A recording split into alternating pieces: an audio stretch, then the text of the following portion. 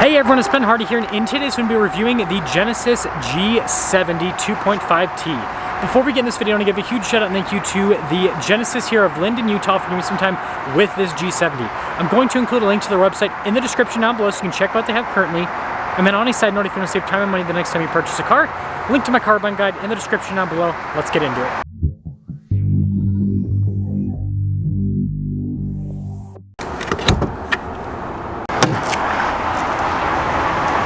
Under the hood, we have a turbocharged 2.5 liter four-cylinder that goes to an 8-speed automatic transmission. Fuel economy is 20 around town and then 28 on the highway, with power outputs being 300 horsepower and then 311 pound-feet of torque. Now, before we move forward with this review, I do want to mention if you want to see more videos just like this, then I recommend you subscribe because I post content every single day. So starting with the hood, first off, I love this red paint. It has such a rich, kind of like luxury type appearance. And then you can see the Genesis logo down in the center. We've got the cool split light design here, and then notice the coloration on the grille, and then also down below, it's all blacked out. And putting it all together, this has a luxury car look. I mean, there's no two ways about it, especially again with this paint color. Now around the side here, our tire wheel setup is 225/40/19 in the front, and then in the back it's 255/35/19. Now taking a look at the wheels themselves, you can see the silver mixed with the satin gray, and then you got the red with the brake caliper there. And then I love the fender here, and then notice how that trim piece is darker in coloration. And then I like this around the window trim as well. And putting it all together, it definitely has, again, like, look at the side profile, just a sleek appearance. And then taking a look at the key fob, we have the Genesis logo there, and then you can see a remote start feature here, and then we've got our lock and unlock, and then the opening for the trunk as well. Now taking a look at the cargo space here on the G70, this is Genesis's smallest sedan, but it's still pretty dang practical when it comes to space here in the back. And then when you're all done, just kind of throw that down. You can see you've got our badging here on the back, and then you got the split light design with the taillights, and then pretty cool covers over the exhaust tips. And putting it all together, what do you guys think about the looks of this G70? Now taking a look at the door panel, you can see soft touch here at the top, and look at the trim piece that goes across, and then more soft touch, and then you got the nice stitching as well. And then look at these seats with that nice stitching that goes all down the center, perforated in the center as well. So I pushed the seat a little bit too far back compared to where I normally sit, so yeah, but I mean overall that's like more accurate for the legroom. It is going to be a little bit more cramped here with the G70. If you want more legroom, get like a G80 or G90. You've got little USB ports here in the back, and then you guys can see headroom. I mean, you got a few inches. Now taking a look at the front door panel, again you've got soft touch here, and look at the trim that goes across to the speaker for the sound system. More of that perforated texture, and then more soft touch here at the stitching. All of our window controls, mirror adjustments. The mirrors do power fold in. You got memory seats, and then blind spot running with the mirrors. And then taking a look at the front seat, again perforated all down the center portion. Power adjustments on the side. And then you got really nice looking pedals there. See the gas cap release for the trunk, and then nice soft touch all over the dash.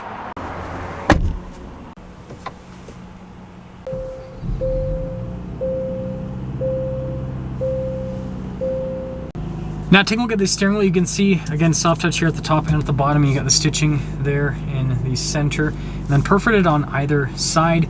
Paddle shifters here on the back for the 8-speed, and then practical controls in the front, including like our adaptive cruise control, steering assist. And then look at the stalks there too, that's nice.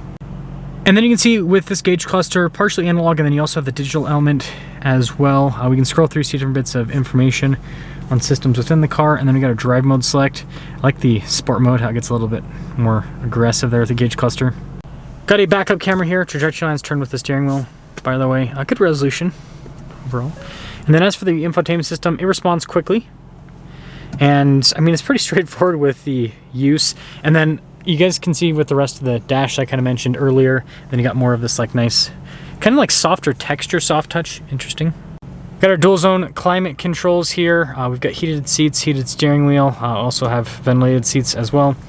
And then our charging area with the wireless phone charging pad. Shifter here for the 8-speed automatic. And then we've got some cup holders right here. Drive mode select for the stability control. Parking sensor, auto hold, and then you can see for the camera button, and then the parking brake. And then look at the trim here on the side. Also here on the wheel on the center console. Got a USB inside there, by the way. And then yeah, the glove box, not too different size-wise. And then we've got a sunroof. So here's a quick look at the window sticker. You guys can see all of the standard equipment, and then the Sport Prestige package equipment as well. And then there's your total MSRP, $49,945, under $50,000. It's incredible. Let's see how it drives.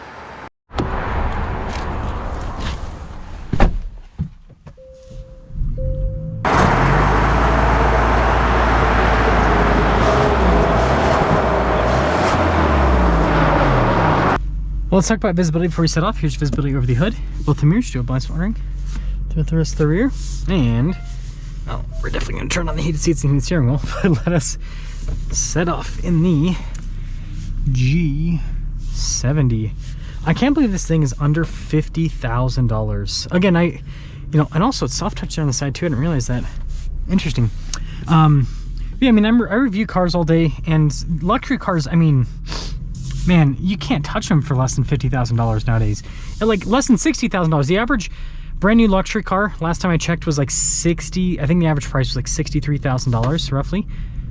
So this is actually closer in price to the average brand new car, period. Not just luxury car, because the average brand new car is like $47,000. This is a couple grand more than that. And the average non-luxury car is $44,000. So this is closer in price to a non-luxury car.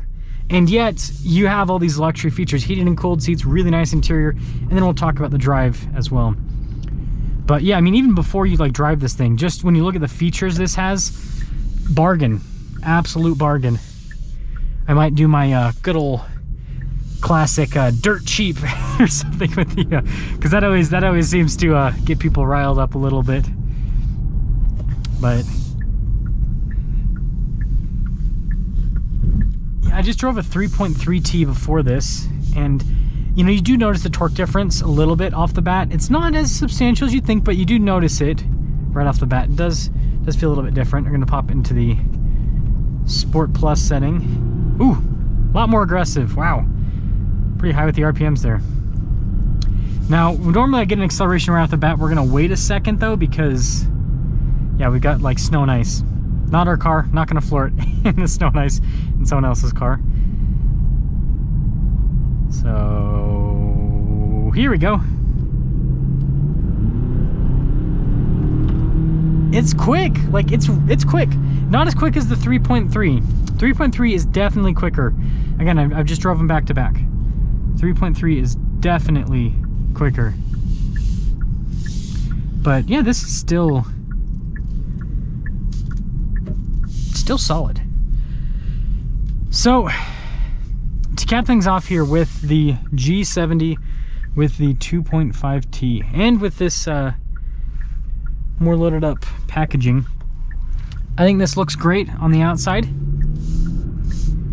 I think that the interior is really nice too. It feels high quality, and this drives well. This drives really well. It's comfortable, and I mean, the seats are comfortable. Like everything about this, it's nice. Again, when you look at the price compared to the competition, you're like, oh, there's got to be something wrong with this car. The power is there, the driving experience is there, the interior is there. Yeah, again, Genesis is offering a very premium product, and they are not charging a premium price for the product. You know, I thought that they would start to kind of like hike up their prices a bit, but they're still not doing that, which, I mean, yeah, I think they're just gonna keep eating up market share from other luxury automakers because of that, especially with the economy we're in now, where things are, you know, slowed down substantially. So let me know what you guys think about the G70 with the 2.5T. But yeah, I mean, I think this is a really nice luxury car. It's got enough power, and this is super competitive. I mean, with Mercedes, with BMW, with Audi, with all of them, in terms of features, in terms of driving, but it's not competitive when it comes to pricing because it blows them out of the water, right? It's so much more affordable. All the cars that compete against this that I review are about $60,000, just to give you guys an idea of the price difference.